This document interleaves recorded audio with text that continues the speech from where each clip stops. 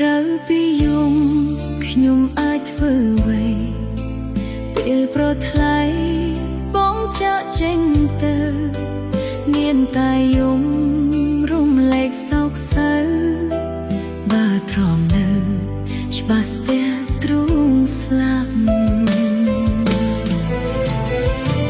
សង្សារខ្ញុំអ្នកផ្សេងថែហើយខ្ញុំត្រូវឈឺចាប់ខ្ញុំនៅស្នេហ៍តែថ្លៃម